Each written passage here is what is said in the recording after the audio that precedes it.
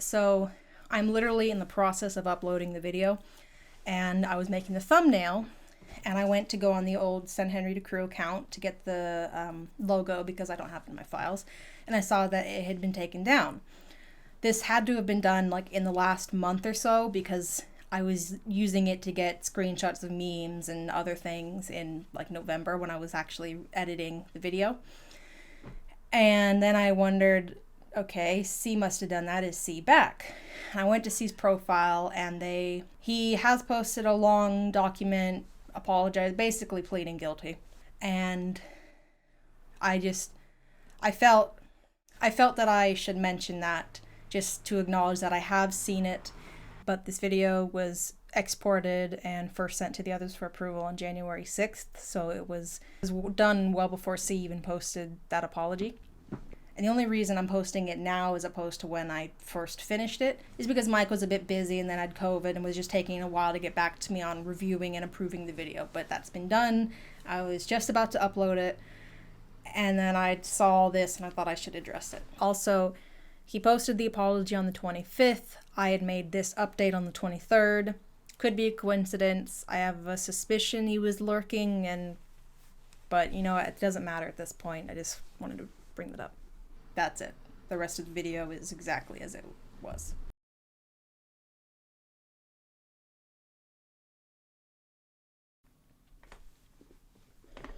Hi. So I'm Bree, but I'm in this fandom. I'm usually called Henry. I wanted to do this before a well-meaning or not so well-meaning internet historian did. It just kind of seems like the perfect sort of niche fandom event for someone to stumble across and want to make a video on. Hopefully, and probably, I'm just being a little paranoid. So, no one's really asked about what happened, like in depth, to the Send Henry to Crewe campaign, or what happened to the money. And I guess that's because people trust me, but it's because people trust me that I wanted to be transparent and explain what happened and where the money went. First, just a recap because this happened a few years ago. It's been a while. I've had chronic pain since I was 12 that was primarily linked to my period. And I know that sounds obvious, but I'm talking about pain so bad that I'm throwing up, or I'm like actually paralyzed and very, very heavy bleeding for much longer than a normal period.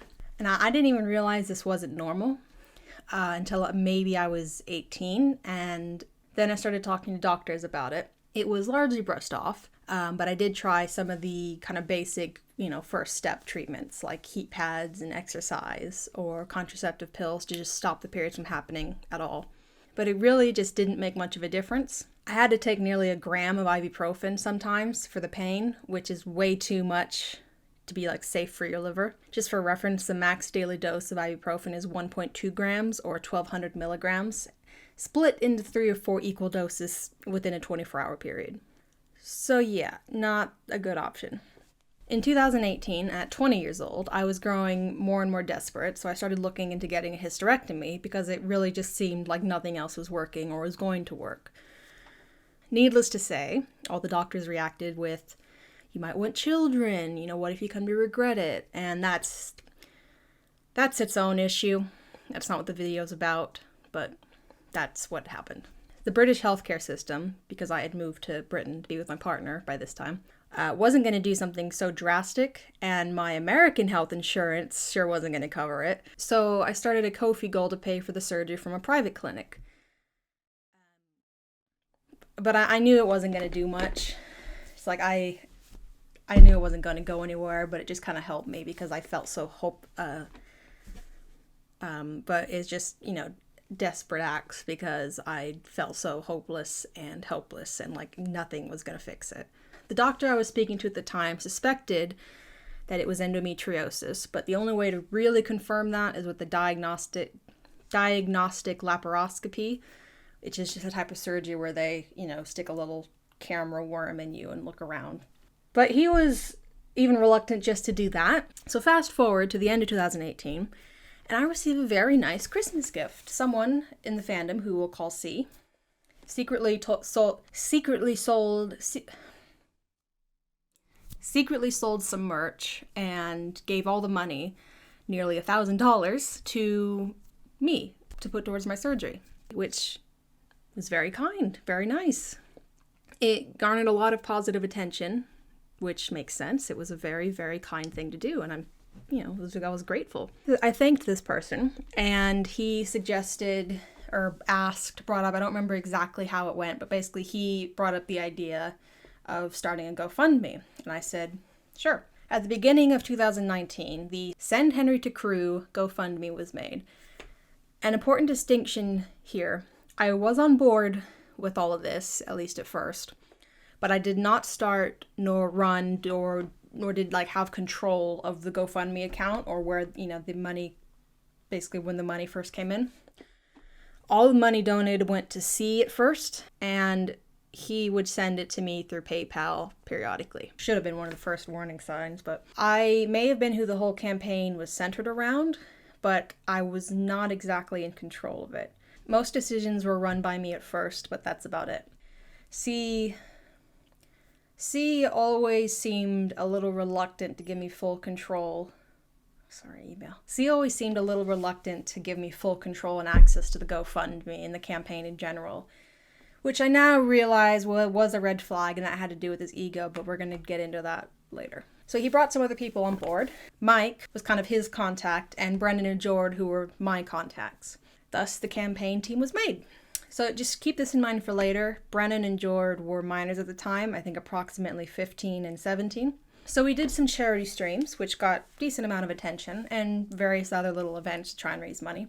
We had a summer weekend stream extravaganza with tons of guests. It was basically 72 hours of streaming, almost nonstop, and that exhausted everyone. And I think that was one of the major turning points. In one of the early streams, we had something like 56 viewers, but nothing near that number ever again. And C really obsessed over that. After that, he became kind of desperate to get that level of attention again. Meanwhile, in what has started to feel like the B plot to this whole thing, I finally got a call in August of 2019 that a laparoscopy had been scheduled for me in September.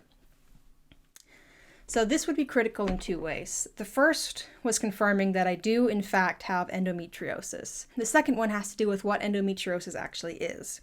So you can Google it for yourself, but one of its symptoms is internal scarring. Sometimes we're organs attached to each other so that when you move, it pulls on them and it's very painful. I compare it to spider webs. During the laparoscopy, they cauterized some of this scar tissue. One of them was on one of my kidneys, so they couldn't do that because that would risk losing a kidney. So suck it up for that, I guess. Anyway, during the laparoscopy, they cauterized some of this scar tissue, and once I healed from that surgery, there was a huge difference in the pain I was feeling. It was almost completely gone. I wasn't spending nearly a week every month bedridden because of the pain and having to stay home because of how much I was bleeding.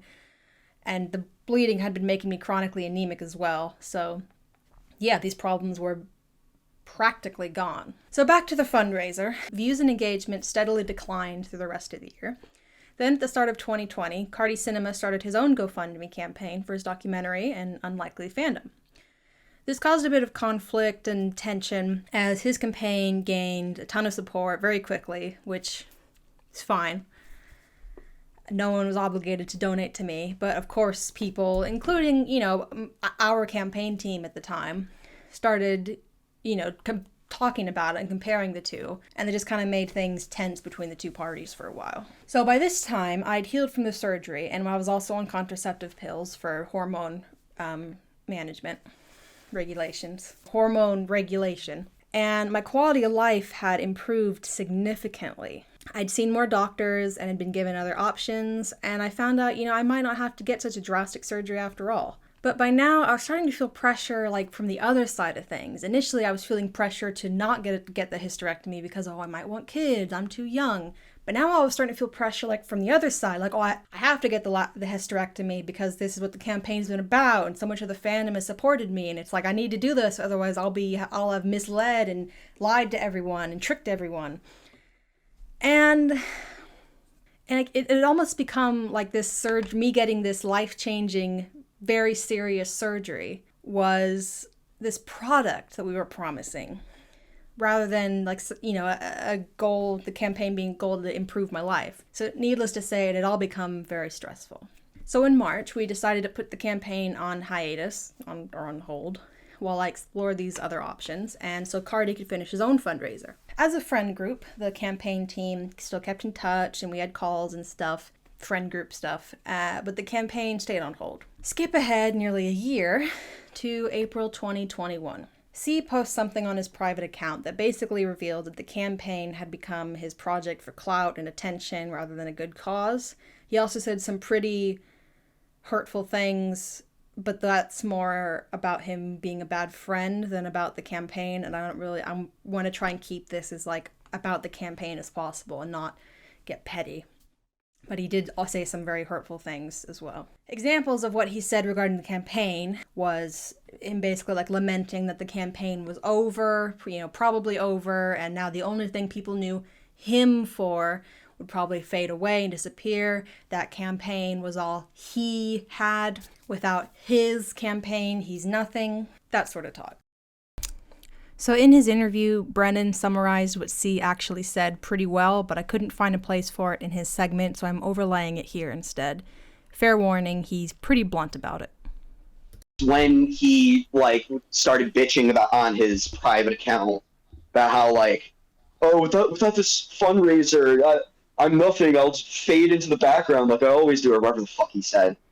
And I don't remember his exact words, but I remember he said something really fucking he took a break for a while, and we didn't really have any reason to talk to him. And then he came back, and he was like, "Well, I can't believe no one was concerned for me while I was gone. Are they even my friends?" And I was like, "Okay, buddy, that first, yeah, you have some real fucking audacity saying that after you almost started beef for us, beef that we didn't want. And you've also just generally been a very taxing person to be around. And then you go and say that, even though we knew you were on break, we were letting you have some space.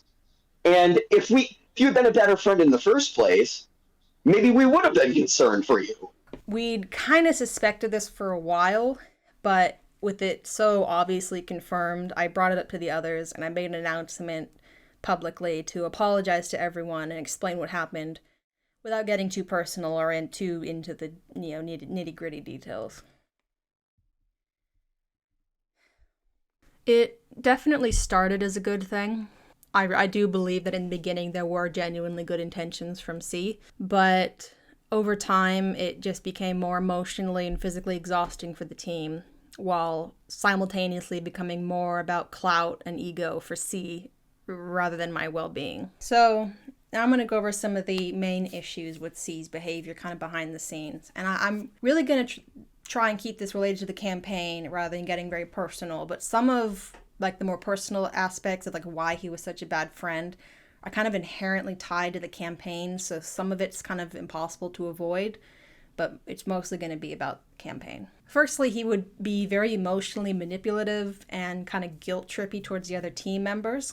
He would sometimes dump really heavy emotional venting, including what to me was was confirmed pretty obviously to be alluding to suicide, on calls with Brennen and Jord, who remember were 17 and 15 at the time. And C and Mike and me were all over 20.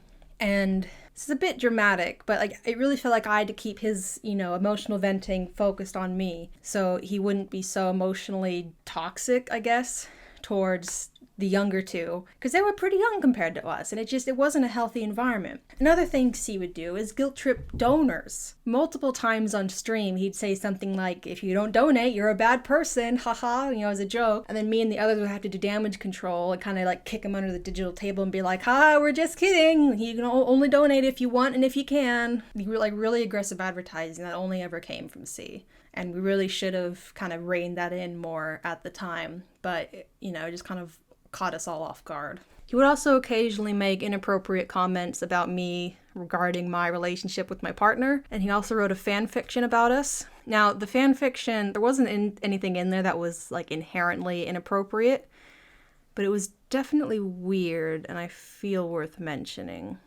Sometimes he would prioritize getting attention from or getting a promotion from like a big user over whether or not that big user was actually a good person that we would want promoting the campaign. He would also basically go and make enemies on my behalf by speaking to people I either wasn't fond of or outright disliked without telling me. One example being when the team was having something of event session, which in all fairness, we could have handled that situation a bit more maturely.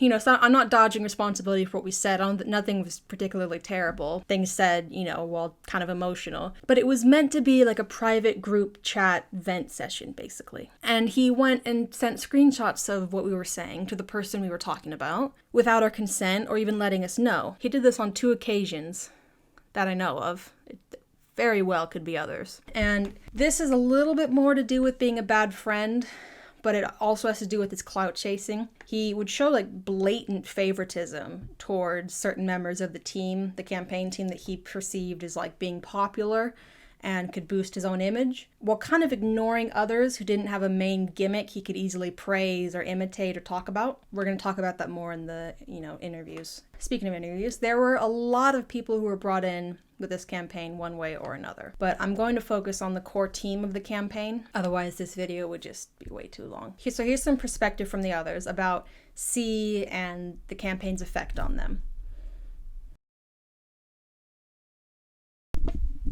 You ready? Yep. Okay. Who are you, and what was your role in the campaign? I am Jord. I am, hold on, let me redo that. I am Jord, otherwise known as Jord CEO on Twitter, otherwise known as Ethan Davis in, the real Flesh world. I think my role in the campaign was being funny. I'm not really sure because the way I got into it was I just wanted to hang out with my friends, and make some new ones. But yeah, I don't know. I just sort of sat there and looked funny. So that was my role. What are some of your most distinct memories from the campaign? Can be positive or negative. Um, to be honest, there's not much I do remember because it's been a lot has happened during and since then. But um, the most of what I remember is a lot of damage control, as in stuff would go wrong midstream or something, and we'd have to take a break to fix it. Um, it was a lot of, I don't know, just technical issues. But obviously the positive things I remember, hanging out, that was fun. Um, just yeah, getting to know new people. Even if I don't talk to many of them, if at all, anymore. But that was fun. But it's mostly a lot of looking back and a lot of thinking back to like, wow, I don't remember much of that at all. Yeah. Yeah. Did you have to sacrifice anything for the sake of the campaign, whether it was like just on obligation to be there or like creative work? There was a holiday. There was like I was going caravanning for a couple days. And I had only remembered like halfway through the first stream. And I was going the next day. So I missed 2 days of that, but it went on for like a week, so it kind of worked out for me because I showed up midway through the holiday when everything was getting good. Um, but yeah, I had 2 days of that. Um, and there was one day, um, like midway through the campaign where I'd been out for longer than I had sort of expected, and I had to ask the person I was with, like, "Hey, could you drop me off early? I have somewhere to be." Um, so yeah, that was that. Just had to cut a few things short, and yeah, miss out 2 days of a holiday. And just how old were you at the time again? I was 15 turning, gee. it was that long ago. Yeah. Good God. I was a Yeah. lot younger than I remember. Tell me how C interacted with you and treated you. It was kind of I want to say it was fake interest, but that would just be no interest at all. Um, just sort of, he's heard of something that I've done, like, oh, you do streams, Jordan. It's like, yeah, have you turned into any of them? Nope. All right, but yeah, no, the only bringing up stuff that I'd done, but not really looking into it. It's I don't know, that's more insulting to me than if you just hadn't heard of anything I had done or pretended you didn't know anything I'd done. I say that, that was mostly directed towards Brennen, which I'm sure you'll get into. But What yeah, the like? Brennen had it a lot worse than me. Oh, yeah. As in, like, you like X thing, right? And then not even elaborate on it. Just I don't know. It was just sort of annoying. Uh, I only picked up on it like later on when people had pointed it out. Yeah. Um, but it was just sort of, yeah.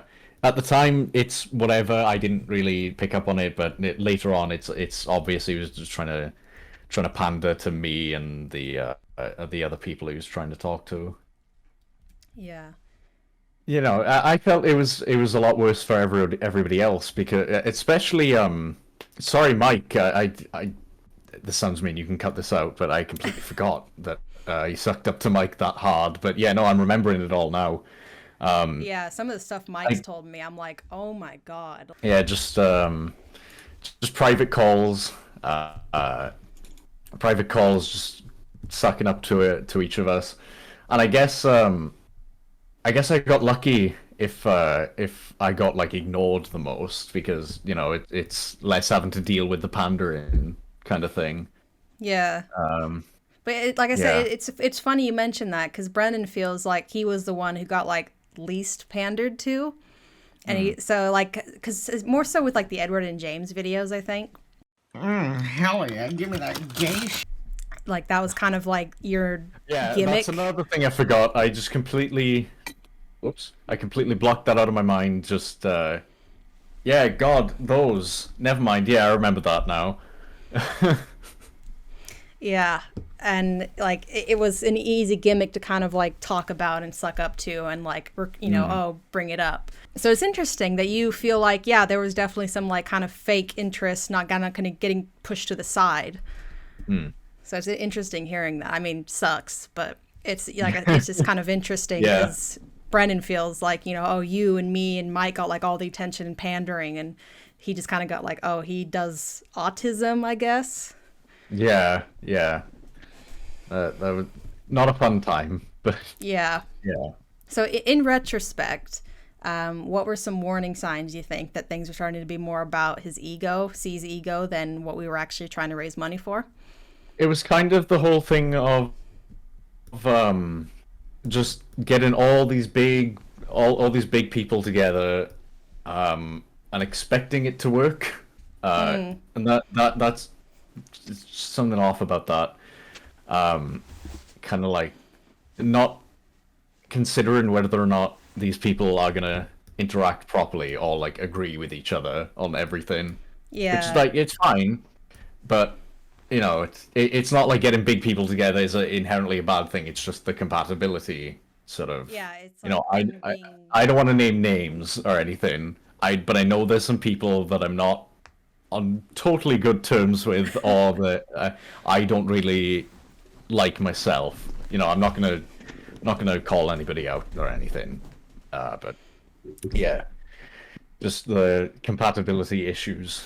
Not yeah, really. like he kind of assumed that just because like these people all had like more than 1,000 followers, they're big users. That means they stick together and they'll get along.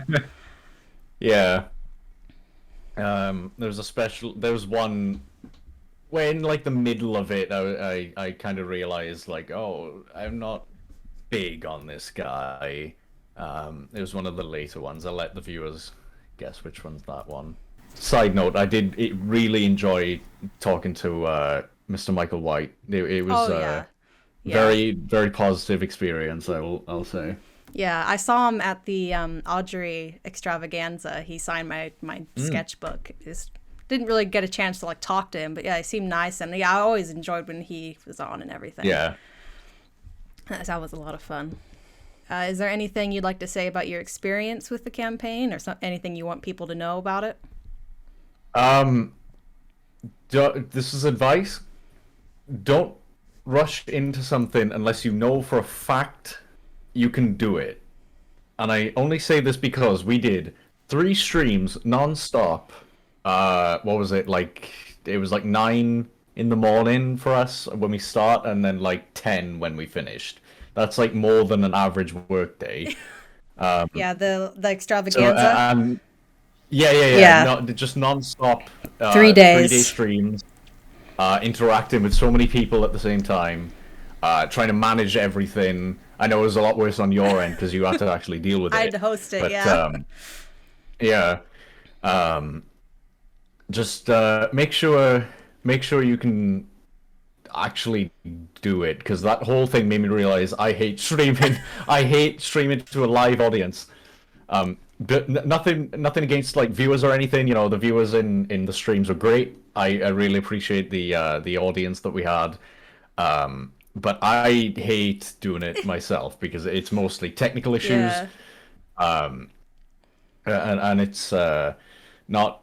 No, I prefer sitting behind the computer, getting everything done before I put it out into the world. Yeah. Too embarrassing to do it on live stream. You need to make sure that dynamics are all really good. Otherwise, you have to do live damage control, and we did. That was something I just remembered. Like, we got really lucky in that we all got into a chat and we got to know each other before, you know, getting on. Even though it didn't work out in the end with C, we all at least we were on the same page about everything. And then everybody else getting brought in, it was just sort of like, well, do we know these people really? Do we kind of just hoping nothing goes wrong? And that's another reason why I don't like streaming anymore. So as far as damage control goes, that wasn't technical issues. There was a lot of damage control with C and his behavior and things he would say. Like, they weren't necessarily like problematic, you know, or like controversial, like topic wise. It's just the whole, oh, if you don't donate, you're a bad person. Or just like, yeah. Actually, I remember something Brennen brought up a while ago. It's like he would bring up rewards like on stream that we hadn't agreed to prior. Yeah, just randomly, like, oh, do this, and Jord will do a funny voice. Like, what? I don't... Yeah. I'm not prepared. My voice hurts. Yeah. I've been doing this for 3 days. Yeah, I realize now, like, acts of desperation, basically, but just, like, doing things without, you know, without us agreeing on it and everything. I think we all kind of put up with it because we assumed, you know, he had good intentions. He was just kind of awkward a bit. Would you agree with that? Kind of, yeah. I think I mostly put up with it because I didn't want to cause any conflict on stream. Yeah. Just. Well, I mean, like behind the scenes, awkward. even. Behind the scenes, no. I don't know. I guess I was just a bit shy. I mean, you were like 15. Yeah. You were a kid. Yeah, little baba.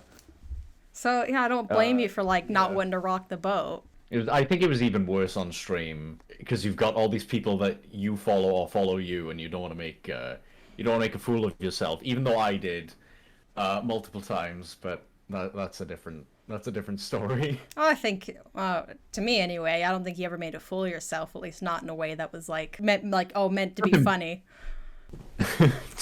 Just sort of not behaving how I should have, really. Well, again, you were 15, so. Yeah, I guess there's that excuse. To end on a positive note, what's a nice memory you have of the campaign? The memes, those are very funny. I like the audience interaction, especially with those, because you know, just having a live feed of stuff going by and memes of things that just happened. The Jackbox stream was very good for those. Shout out to Mr. Jacob Jarrett out there for making the 2 second shirt. Yeah, that one was a good one. I don't know. Yeah, just everybody just sort of came together. It was a fun time overall. I think, yeah, the memes are what stand out to me as well. Also, that Mm. like after party where you put toothpaste on a pizza. That was just because I was sleep deprived. Yeah, It was entirely because I just had no energy left. I was like, fuck it, I'll just do anything at yeah. this point. I think I told you to put Had the the pizza toothpaste and on the then pizza. To be and, fair, yeah, I even warned you, like, no, don't say this. I will do it. You that know? was fun. The like send Henry to Crewe after party or whatever it was called. That was pretty fun. Yeah. So those are all the questions. Is there anything else you want to bring up or talk about that I haven't mentioned or we haven't talked about yet? I don't know if you want to keep this in. If it was really about the campaign, he'd have already done it himself. He'd have already set up the. I get not everybody has the equipment to stream. I had a shit Xbox Live mic when we were doing those streams, but it isn't that hard. You can do it on Google Hangouts. If it was really about that, he would have set all that up for us anyway. Yeah, I had to host everything and post everything and did Mm. all like the almost art. I only say almost because there might be something I don't remember, but like almost all of like the art and branding, I did that. If anybody even like remembers it by this point, a lot more work went into it than what it seems Yeah. like. I mean, yeah, It we was a all very worked low really budget hard, thing, but but ultimately the money went to me, and yeah. I worry about people thinking like I just was like, Mm. oh yeah, let it rain, when it's like Yeah, no. A lot of work went into it. A lot of time, energy, everything, and it was mostly on Henry's end. From what I remember, I didn't do much. I sat there and looked funny. he's Um, that's what I did. Yeah, most of the work was everybody else, and mainly Henry. That's uh, that's what I have to say about that. that's all the questions and all the things I can think of to talk about. So I'm ready to sign off. Is there anything else you can think of that you want to bring up or that we had like sprung to mind? I don't know. Just everybody out there, be like careful. This has nothing to do with anything that's happened, but like, don't get too into fandom culture because it'll make you act a certain way that you wouldn't normally. Don't get too caught up in the views. Don't do something just because of the views. If you're doing something for the clout it'll bring you, you're not doing it right. Yeah, be careful. That's all. That's all I have to say. Okay. Right. Yeah, I'll end the interview then. Thank you very much for doing this. You're welcome. I just got finished interviewing Jord, and I started with number 2. Actually, let me just rearrange that because that way I don't have to introduce you. You can introduce yourself and everything. So, number 1, who are you, and what was your role in the campaign? Brennen Balsamo, or the Red Ginty, as I'm known on Twitter. My role in the campaign was just being a personality that's like present during all the events and stuff that we did. I was not necessarily like a managerial figure, if that's the right word. I wasn't really in charge of like organizing stuff like was or you. So I was more of a participant and I guess advertising when we were going to do streams and stuff. Right. Yeah, so I guess my main role would be participant. Okay. What are some of your most distinctive memories from the campaign, positive or negative? Probably the big stream we did where it was like a whole weekend. Yeah, the extravaganza. Yeah, and a couple of the others, like the first few streams we did. Is that a positive or a negative? A little bit of both. It was it was fun to do all the activities and stuff that we did on those streams. It was the long one was a bit taxing, having to be live and be what's the word, like presentable or like a fun personality or whatever for such a long time, and having to keep in check. Yeah. Well, other than that, it was positive. Okay. Did you have to sacrifice anything for the sake of the campaign, whether it just be like an obligation to be somewhere or actually doing creative work? I don't really remember, but I don't think so. I don't. No, I don't. I mean, I'm not sure about creative works because it's been so long. It's been Yeah. like 3 years now. But I don't think Something I like that, yeah. I don't think I ever had to like cancel any plans because of it. Right. I think the main thing with you and Mike was just time zones. Yeah. Tell me how C interacted with you and treated you. Like, did he pressure you or make you uncomfortable? Like, just overall, how did he treat you? Okay. Well, when it comes to like pressure, I I think like that wasn't just me. It was more of like a group thing. Oh, and I don't know if pressure is the right word, but like you remember how he would like always just kind of blurt out new shit for us to do, just like off the cuff, like without us having like any sort of meeting or anything first. Yeah. He was trying to run the show, and sometimes it felt like the rest of us were just along for the ride. So I don't think that Yeah. was like towards me in particular. I'd call that more of a group thing. As for everything else, I don't think he really treated me specifically all that badly, but I do feel like he kind of ignored me in comparison to other people within like the group. Yeah. Sometimes anyone who was like known for something or like had some sort of popularity, he would kind like pretty obviously more drawn to talking to them than other people. So, Right. well, he definitely treated other friends of mine and people in the group a bit more shallowly. Like yeah, like I definitely didn't get the worst of it, but he did do a couple things that really pissed me off, and it was just generally kind of annoying feeling like chopped liver around him. Yeah. Yeah. I could have had it worse, but yeah. Like I said, I just got finished interviewing Jord, and Jord did mention that like you kind of got ignored a bit. There wasn't like an easy gimmick for him to like kind of mimic for you. Yeah. Yeah, it was just interesting to me, basically, that you both kind of felt like, yeah, you were just kind of like there and like not, being like sucked up to as much as like some other members in the group. And I mean, you were both, Yeah. how old were you at the time? It would have been like Yeah, so 17 you or were, 18. And yeah, I think you were 17.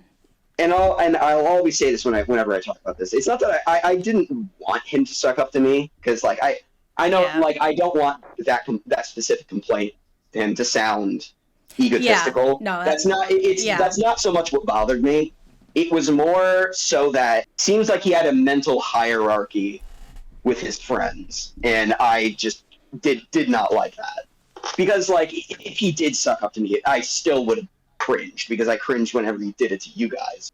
It was more that he like seemed to try to get close with whoever was popular because Yeah.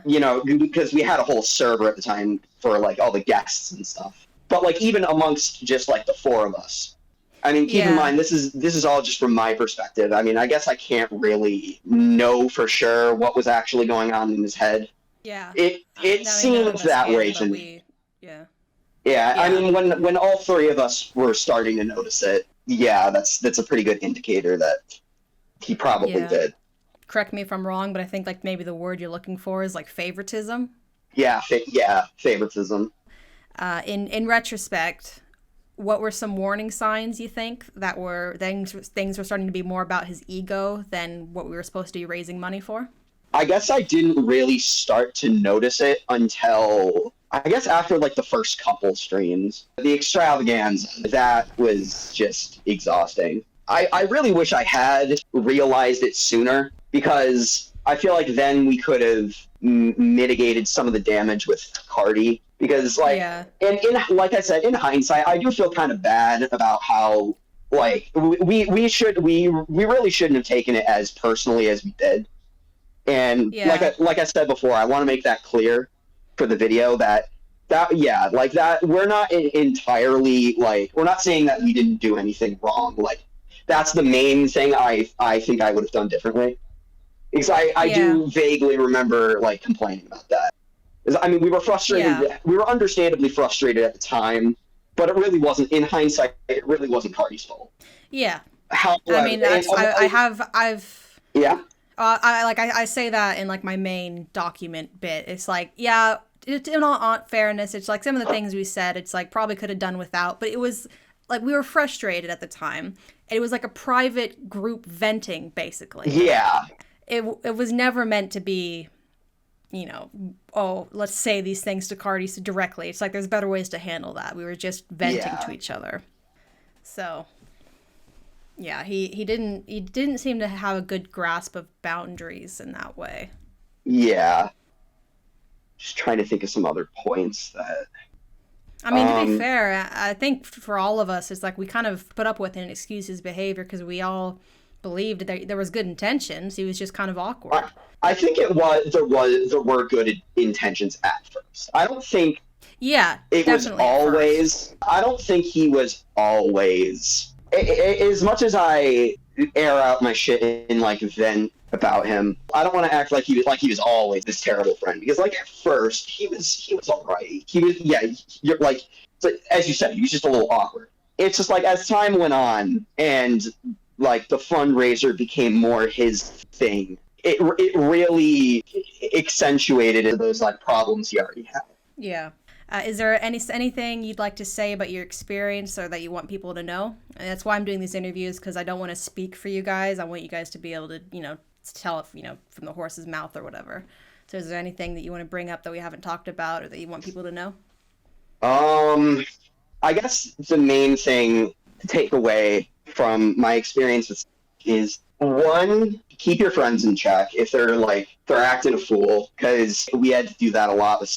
And admittedly, I think sometimes we weren't direct enough. But that is partially because we were on stream when it would happen. Yeah, we were live. And I had to kick him under the table. But I think we could have maybe talked to him a bit more in private as well. I mean, don't take too much on yourself, because you were, 17 at the time. Jord was 15. It's like you two, in my mind, didn't do anything wrong, because you were just kind of kids along for the ride for the most part. Right. Yeah, so just look out for these kind of toxic behaviors, of this kind of martyr complex that he had, and just this sort of a martyr complex is kind of the best way to describe it. And also, if you're gonna take a big undertaking like a fundraiser like we did, make sure it is with the right person, and do look out for these behaviors and stuff, especially if money is involved, because the fact that money was involved in all this did not help. Yeah. Because the way he was running the show, I was never really a fan of it. He would, he would just say shit like, "Oh, if you don't donate, you're a bad person." He was saying it like it was a joke, but it seemed like he really was trying to pressure people into donating. Which is I know it's for a good cause, but don't do that. Yeah, and I guess also just be careful who you talk about stuff in private with, because I mean, look how that went with him. Be careful who you trust, I suppose. Yeah, sadly, just because someone does this big grand gesture for you doesn't mean they're a good person or they're doing it for the right reason. And then, final question. To end on a positive note, what's a nice memory you have of the campaign? Some of just the memes and stuff that we did, some of the live dubs and stuff that we did were fun. Keeping up with James and Thomas and the Sounds of Sodor, although that had Carson in it, I guess. I mean, but yeah, mostly just the stuff we did on streams is kind of a positive. Is there anything else you want to ask? No, I think that should cover anything. Well, thank you for agreeing to come to the interview and talking to me and everything. You're welcome. No problem. Yeah. All right. Talk to you later. All right. Goodbye. In my infinite wisdom, I actually wasn't recording my end for the first half of this, so I'm re-recording what I said and overlaying it as I edit. So that's why my responses are probably going to sound a bit distanced, or I dropped them in, or I wasn't really there, because I wasn't. I'm recording this after the fact. Who are you, and what was your role in the campaign? My name is Mike, also known as the Buried Truck. My role in the campaign was generally just helping with trying to spread awareness of the fundraising, some of the events that we had going on. I did do some incentives for people to donate. That basically covers the extent of my involvement. What are some of your most distinct memories from the campaign, positive or negative? I mean, I do remember having a lot of fun on the calls when we did those live streams. There was a lot of laughter and a lot of fun there. You know, it's tough to say in hindsight because knowing what we know now, it's tough because you thought for so long that you were contributing to something that was being done purely for the goodness of helping someone else, and when you realize that there were ulterior motives, I guess, from the person who kind of kickstarted the whole thing. It's strange. Like it doesn't. I still really love looking back on those calls that we had, and all the fun stuff and the jokes that came out of the live streams. But it's hard to kind of look back at the involvement and not have it in the back of your mind. You're always like, was this genuine, or was this all just being done to further someone else's sense of self or ego, or however you want to phrase it? Did you have to sacrifice anything for the sake of the campaign, whether it be an obligation or creative work? I do remember for the first big live stream that we did, I remember in the lead up to it, I got really, really sick.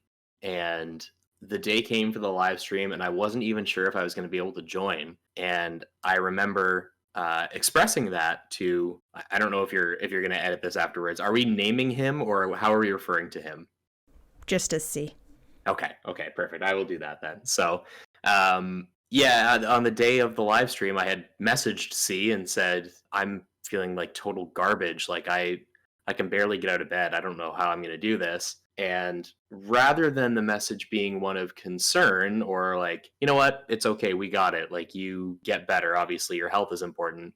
It was very much a message of like, well, we could really use you on the live stream because like a lot of people would join if you were on it. And it just that really kind of soured me a bit. I mean, I definitely still wanted to help, of course, because I thought that the end goal was trying to raise money and help you as much as we could, and I definitely didn't want to back out of that. But I just remember feeling so awful that day and being like, I just want to sleep the whole day away. And yeah, that kind of did guilt me into not putting myself and my health first. So there was definitely that, and I feel like there were probably a few social events or things that I was previously going to be a part of and had to reschedule or shift them around for the streams because there was a lot of it was a very persistent invitation from C to all of these things. There was always, if not every day, then every other day, there would be messages of, hey, can you make it to this? Hey, can you let me know if you're going to be involved in this? Like, and I oftentimes I didn't know because things are often up in the air, but it was just there was always a weird sort of pressure to it, and that did kind of rub me the wrong way. But again, I thought at the end of the day, I thought it was all just a fundraiser to try and help you achieve what we needed with the fundraiser. So I was glad to do it, of course, but yeah, there was definitely a weird sort of pressure from him. I didn't know he was pressuring you so much. I'm sorry I didn't prevent that more. Oh, hey, it's not your fault. I mean, none of us really knew any of this until after the revelation. So Okay, I know you basically just covered this, but did C pressure you or make you uncomfortable? How did he treat you? yeah, I mean, it's 50-50 because I remember having a lot of decent conversations with him, and obviously we had the shared interest in writing, which was a pretty good bond. But then I think about all the other things, and even before mention of the campaign came to be, I remember he had shared stories with me, and he was always asking for my input, which I was glad to give. And at the time, I was working really closely with Carson for the video workshop productions and writing stories for that. And he was, asking if there would be any interest in using his stories for future videos. And, I passed them along. And Carson at the time said, yeah, these could be fun to do. But ultimately, like nothing came of it because there was just so much on the table. You passed along C's story to Carson? Yes, C's stories. Yeah, that's correct. Yeah, ultimately nothing came of it because there was just so much on the table with the video workshops that we kind of had enough on our plate as it was. And it got to a point where I had sent the stories to Carson. I hadn't really heard anything back from him about those specific ones that C had sent me, and he kept following up with me for feedback like, hey, did Carson like the stories? Are you guys going to do anything with them? And it was generally more lighthearted messages until I remember there was one that I got that was like really forceful, and he was like, I've been waiting to hear back from you guys. Can you just tell me like what's going on? What are you doing anything with them or not? It was just very much a weird tonal shift. So that did kind of rub me the wrong way. I didn't try to think too much of it at the time because, of course, everyone wants feedback. Everyone wants to know, what you think of their stuff. And I get that. But at the same time, it was just like, it was a very quick shift from like asking sort of nicely to very forceful and sort of aggressive. So that was a little bit weird. Almost like the mask slipped for a second. That's exactly what it was like. It was, there was a bit of a crack in the structure, for lack of a better term. So, but after that, things were pretty okay. I do think about some of the stranger interactions where, once everything started with the fundraiser, there was a lot of talk. I'd buy items from him to help with the fundraiser because, I'd be glad to help in any way I could. But strangely, there was always pressure for more. Like I would buy 2 or 3 things at a time, and then he would say, "Oh, well, I've also got this. Like, wouldn't you want this as well?" And it was almost very salesman-esque, which if you're doing a charity or a fundraiser, that doesn't really vibe well, it's a very strange angle to take. So that was strange. And obviously there would be personal conversations sometimes. And from what you've told me, it sounds like, are we naming Brennen and Jord in these? Is that okay? Yes. Okay, perfect. From what you've told me, like Brennen and Jord got the more heavy stuff. Like he was talking about some, I'm not going to go into specifics in case, it triggers anyone, but very heavy stuff.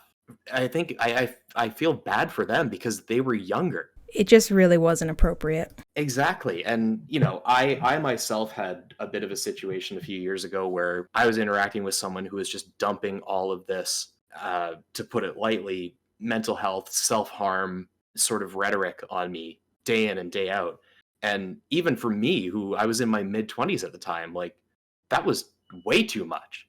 So I can't imagine how it must have made them feel being at such a young age and having, similar things kind of dumped on them when really like you should be talking to a therapist about that. Friends are fantastic for having a support network, but friends should never be your therapist. Not to say that, you can't go to people, but friends may not give you the best advice in those situations, as good as their intentions are. And you've got to consider how it's going to make them feel, which, yeah, I just, hearing you say that about what he expressed to them, it gave me such a flashback to what I was dealing with. And it's a shame that, I almost wish it could have been reversed. I wish that the messages that he had sent me about personal stuff had been given to them because it was so much lighter in comparison to what they had to endure. Thankfully, it seems like he didn't specifically message these things to them. He would right. bring them up in group calls, often while we were playing a game or something. Right. I have spoken to Brennen and Jord, and they thankfully didn't seem to pick up on it for the most part, which, thank God, but C really shouldn't have done that. As far as I know, he only privately talked about super heavy stuff with me. Like, it was almost like I had to bear the weight of it so he wouldn't dump it on the rest of you, which wasn't great since I was going through, my own thing at the whole time. Yeah, that really strikes me too, because like he knew what you were going through at the time.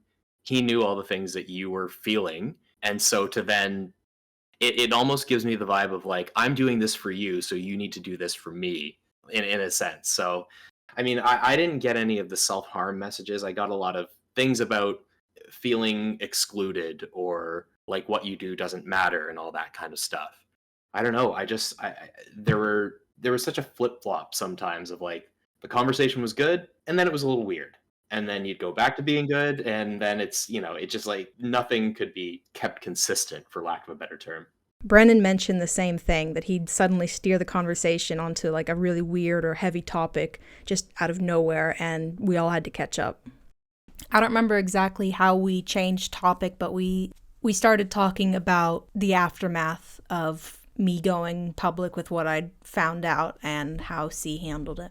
Yeah, like the first message that he sent me after things had kind of come to light, he was saying, what do I do? Like, no one's talking to me. I don't even know what I did, so I can apologize. And I'm worried that people are thinking that I was scamming them out of their money for clout and all that stuff. So even then, he was still thinking about himself. Yeah, it's just, it was very much an angle of like not owning up to it, even though it was right there. You could see it plain as day. It was very much worded like, this isn't true, I don't deserve this, and that kind of stuff. So yeah, it just, even in that final hour, I suppose, of when he was active in the fandom, you know, right to the very end, it was... About his image.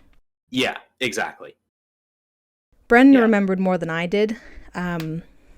He went on a break, and he told us he was going on a break, and when he came back, he was wondering why no one checked in on him.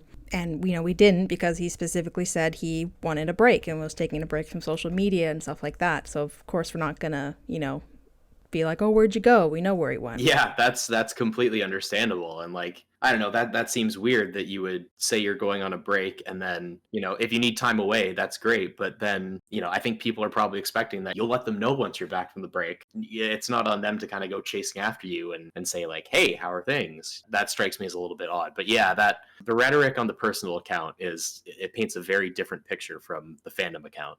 Despite everything, something Brennen, Jord, and I could all agree on was that it did probably start with good intentions. It just kind of got corrupted along the way.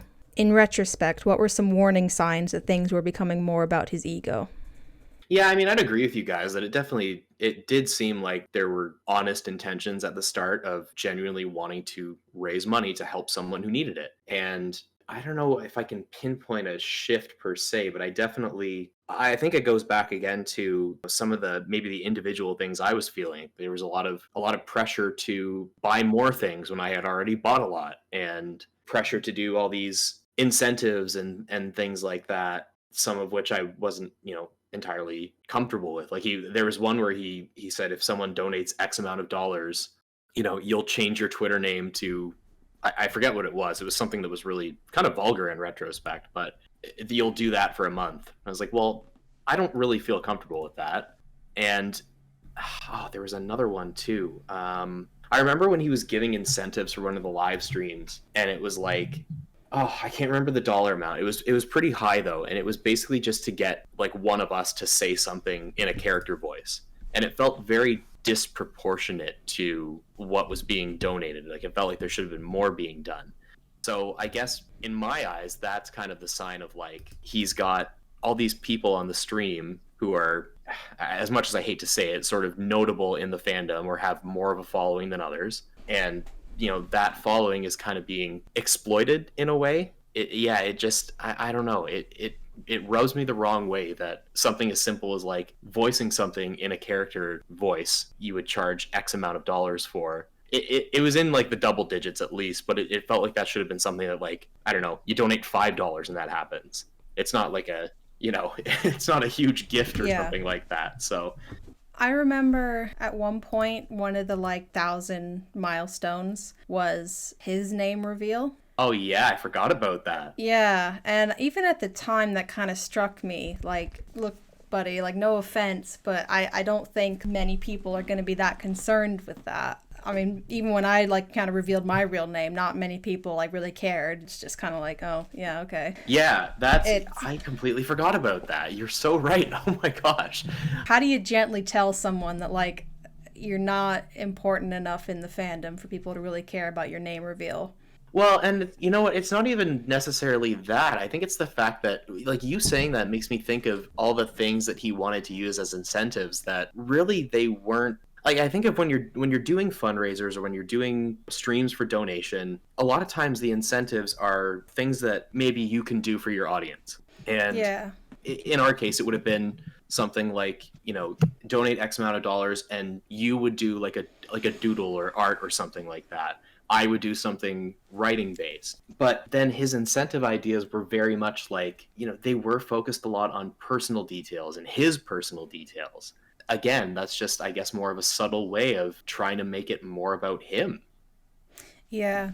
Which is very, in retrospect, it's very strange of like, why would you set that as an incentive? Because it doesn't really change anything if your name is out there, I guess. Like, yeah, it kind of indicates that he thought there was value to his like identity. People wanted to know like more about him, what's his real name, like what does he look like. And I think for the most part, people were kind of more focused on the campaign, which makes sense. And that kind of indicates to me that, like, okay, this is, even back then I was like, this seems a bit self-important to have like those as incentives, and especially for such big amounts. Yeah, it really does strike me as strange, because I think about, I mean, if it was me in that position, if I just tweeted out one day like, hey, my name is this, I feel like people would be like, okay.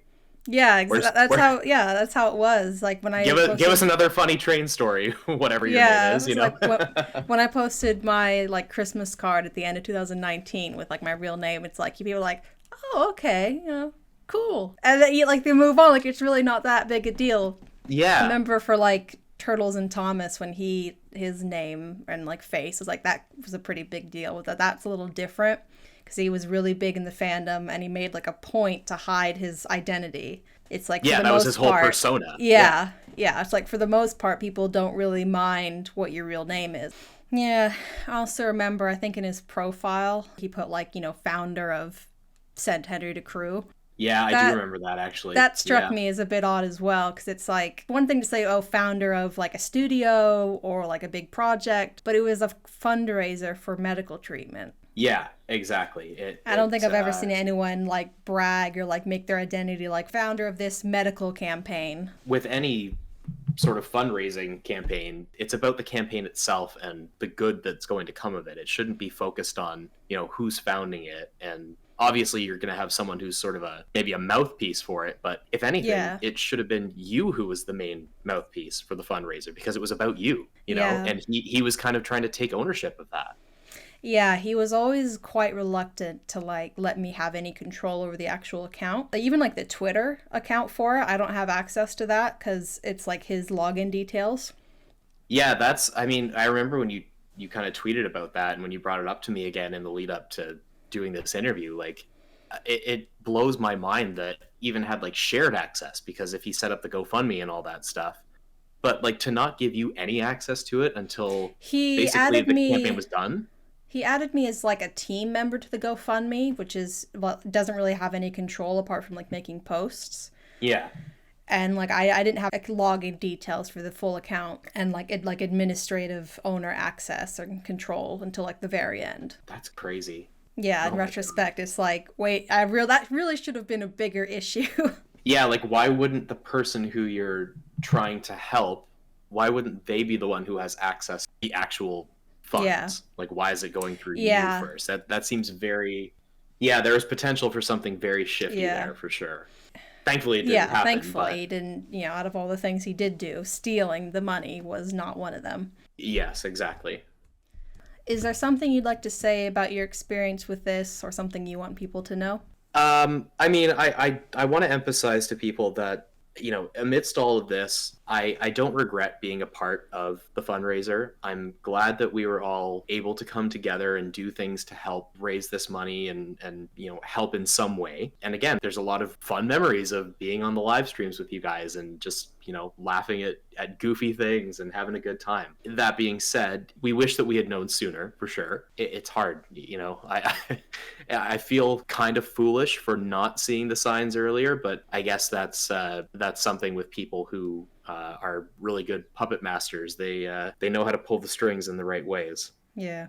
Again, I just want to say to you, I'm sorry that we didn't know that he was using this to further himself, and that, you know, as you expressed to us, like it wasn't something that you were entirely comfortable with from the get-go. To have it continue for so long when it's something that you're not into 100%, I wish that if he had given me some signs of that maybe a little bit sooner, I wish there was a way that the whole experience could have been shortened so that you weren't being made to feel uncomfortable for such a long period of time. And it's tough because you had to deal with a lot of, I don't want to say backlash necessarily, but there was a lot of, I think about with a lot of the advertising stuff and a lot of other campaigns that were maybe going on at the time in the fandom, there was a lot of room for counter advertising, I guess you could say. You know, like I think about with Restore the Magic, for example, that was used to kind of drive home to people like, oh, you'll donate X amount of dollars for this giant wooden prop that's just rotting away, but you won't help a human being who's part of our fandom. things like that. But not just related to that campaign, but to other campaigns as well that ended up causing some degrees of friction as well, which is that's not the end goal. You don't want to be trying to say that one thing is more important than the other, I guess. But it just makes me feel bad that you had to endure all of that on top of already not feeling comfortable with the whole thing in the first place. It's a very, very strange situation, the way that everything sort of unfolded with him. Yeah. It also, like, he, and kind of like on behalf of the campaign, would make like enemies for me without me even knowing. Yes. Yeah, you had to endure a lot of crap because of that. The main thing is that I wish that it had maybe not gone on as long as it did, so that you didn't have to consistently endure with all of the stress of that on top of what you were already dealing with. Yeah. To end on a positive note, what's a nice specific memory you have of the campaign? I'd say the live streams for sure. I mean, in spite of how sick I was during that first live stream, I remember having a lot of fun with it. It was just a really fun time. It was just like friends hanging out, having fun. And I will say to everyone who donated, obviously, thank you for being so kind, and it's something that you didn't necessarily have to do, but you did. And as much as, things have come to light about the intentions of the campaign, it does make me feel warm that, people still wanted to donate to help someone out because that's what they thought was happening. Yeah. As far as they knew, it was just to help you have the medical procedure, and that's really the only reason some of them donated. So that's, I think it speaks volumes that even in the midst of all this, that people are still just willing to be kind just for the sake of it. So that and the streams, I would say, are my highlights for sure. Yeah, I still am like very touched by just like the universal support for me, even if people couldn't donate, like sharing it around and engaging and stuff. And that was just, this really stands out to me. And even when I like tweeted about, about like what I'm doing with this video the other day, it's like, does anyone still care? People, no one said like, I want to know where the money went, like what happened. It's like people, at least, if they do feel that way, they didn't voice it. It just seemed like the general response was like, no, we figured, stuff was going on that you couldn't control. You don't owe us anything, but if you want to do it for yourself, then, go ahead. And I'm still very touched, like even just by that, because it's like, wow, people really seem to trust me. I really appreciate that. And that's kind of why I want to do this video. I did see some of the feedback on that tweet that you made the other day, and it's really nice to know that at the end of the day, in spite of all this and how it's kind of affected you and Brennen and Jord and I, at the end of the day, people, not to say they don't care about that, but their main care is how you are, how you're doing. I'm glad that that's the case. It was really nice to see. Yeah, I agree. So that is all the questions. Is there anything else you wanted to bring up or mention that we haven't yet? I don't think so. I think we've basically covered it all, and yeah, I'm glad that this is something that can be used to kind of clear the air and be sort of a once and for all, just put it to rest, discussion on the matter. And yeah, exactly. And you can move past it, because it definitely, I don't know if this is how you actually feel about it, but it feels like it's been sort of a looming cloud ever since all the stuff came to light from his personal account. Absolutely. So. No one's asked for them, but I do want to offer refunds just because, you were manipulated, and it's like, where, and explain where the money went, and it didn't technically go, didn't go to like a surgery or anything, but it has, gone towards my well-being, mainly for like paying for expenses and moving and like bills and stuff. Right, of course. It's still for my well-being, but it's technically not what it was originally for. So I want to offer it, but I haven't been in a position to yet. And now I am, and it has just been looming over me. And I'm hoping this video will be able to kind of put that to rest. And like, if anyone wants an explanation, if they don't, great. If they do, this video will be there. They can watch it and then know what happened and clear everything up. Yeah, I mean, even at the end of the day, even if no one has a response to it, I think even just for your own mental well-being, I think it's a good way to just put the final nail in the coffin, lay it to rest, and you can get on with your life without having to deal with the stress of, thinking about, him coming back or whatever the case may be, because that's, it's not something that you should have to carry. Yeah, I appreciate that. Thank you. Well, thank you for the interview. My pleasure. Have a I'm glad that we Yeah. could finally Yeah. do it. Have a good rest of your Sunday, and talk to you later. Yeah, you too. Have a good one. Now, so now that I've gone over the interviews with Mike, Brennen, and Jord, I'm going to talk about my own experience and C's impact on me and what happened to him as far as I know. So just to be clear, it's definitely not like I did nothing while getting all this money. You know, I did nearly all the art and branding as well as hosting the streams. And the thing is, it sounds kind of trivial, but one of the issues with my condition is that if I sat at a desk for too long, it would cause a flare-up and be really, really painful. But I had to be sitting at the desks to do these streams. And that particularly affected me during the 72-hour event. Jord gave up some of a family holiday to stay home and be on stream for that as well. And Mike has told me that he was really sick for at least one of the streams, but was pressured by C to still make an appearance because he was, big user, could bring in the views. So really, C had us all working really hard to make these streams and events happen. By the way, this was all in addition to all of us having school or work. Sorry, I keep looking over. There's a lot to talk about, so I have notes I've written up.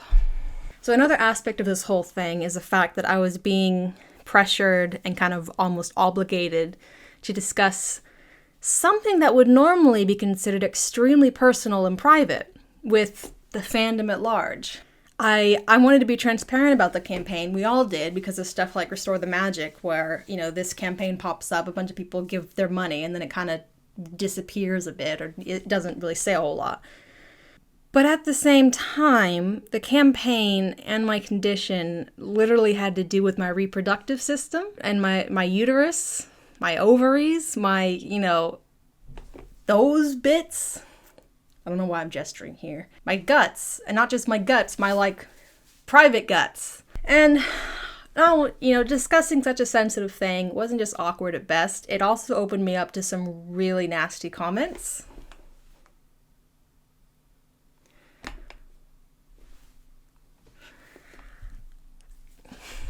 Yeah. As for C, after we announced that the campaign had largely been for clout and named him as the one behind that, he left Twitter and deleted his Discord. I don't know where he went or what he's doing. I do hope he's found help offline, because I think he really needed it, but after all the emotional labor he had us do for him, and the times he hurt us and all the manipulation and everything, none of us really have any patience for him left, and just don't want anything to do with him. So we hope he found help, but offline. I haven't named him or his Twitter because really attention is what he wanted, and since he's gone, I don't see a point in naming him. I'd much rather this all be left in the past, and so, it seems like everyone has pretty much moved on, but I guess so I can move on. Alright, now for the big question. What happened to the money raised? The answer is not as interesting as the rest of this story. In 2020, my partner got laid off during the height of the pandemic, and this was right as we were about to move house and move from Eastern England to Wales, so basically across the country. And the move cost us a lot more than we estimated, and we also briefly had to pay 2 rents at once because the tenancies overlapped. And with me being a full-time student and my partner having lost her job, I used the money from the campaign to keep us afloat, pay our bills, help with the move, that sort of thing. A good chunk of it was on stuff like taxis and having groceries delivered because we'd moved somewhere really remote and didn't have a car yet. I also sometimes used it to pay for stuff like prescriptions or heating pads, things to help treat my pain. But it was mostly basic household expenses, like buying a fridge. There wasn't a fridge here when we moved in. We were using our neighbor's leaky mini fridge and, had to buy one. So, just a note.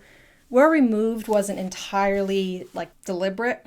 We literally just took the first place we could get. Thankfully, it's turned out to be a very nice place, but it is very remote. Anyway, my partner found a permanent job in January 2021, and the rest of the money kind of dissipated into other household and travel expenses, because by this point it had mostly been used up. So yeah, that's where the money went.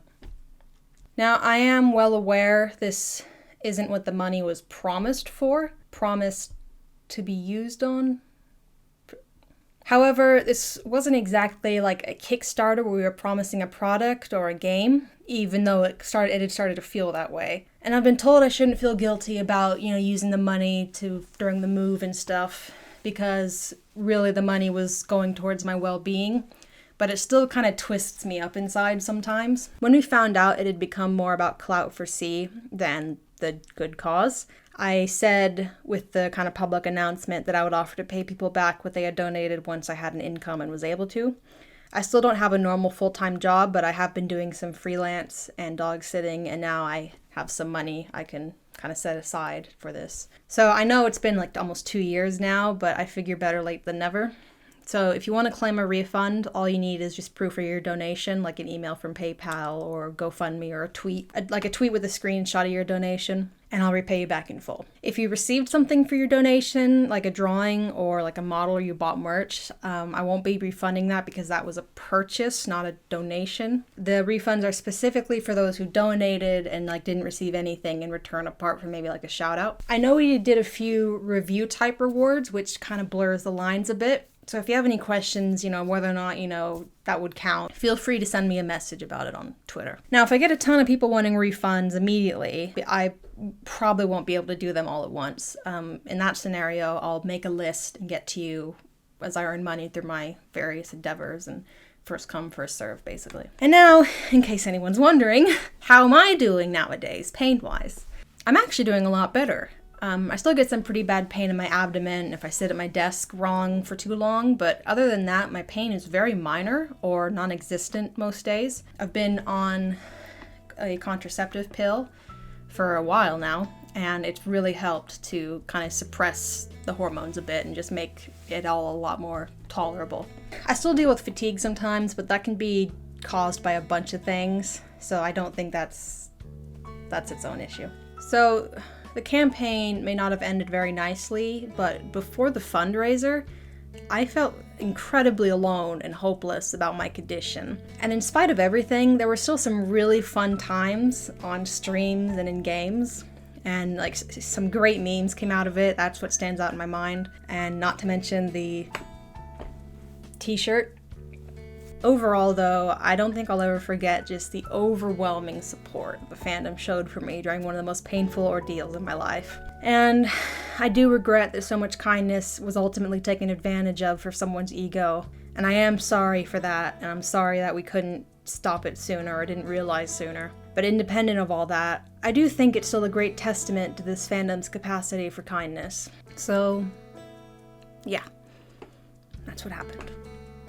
I made a tweet the other day, I have no sense of time, basically saying, I'm doing this video, does anyone still care? I kind of thought maybe I should ask that question. And the responses I got were very comforting, in that no one really seemed, at least no one who replied or no one who, answered me really seemed that fussed about what had happened, because people realized or, kind of assumed that some things were out of my control. But if I wanted to do it for myself, to kind of as closure, I'm free to. And, that meant a lot. And I'm glad that this kind of fear I've had where the fandom is kind of quietly scrutinizing me, wondering what happened to the money and everything, and waiting for me to, slip up or something isn't true.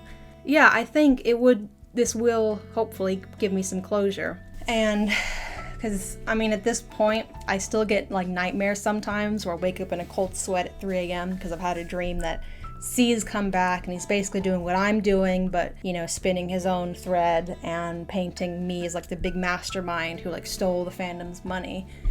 And I wake up at 3 a.m. and I have to check my phone to make sure it's not true. And I'm hoping that maybe that won't happen anymore. And I'm also hoping this will be the last time I have to discuss my periods or my uterus or anything to do with my reproductive system or really personal health conditions with the whole fandom. That would be nice. So, yeah, that's it. Thanks for watching, and I hope this cleared things up. And if there's any lingering concerns you do have, feel free to, message me. I can clear them up for you. But for the most part, I would like to think this has now been laid to rest and I can move on and not discuss anything. Yeah.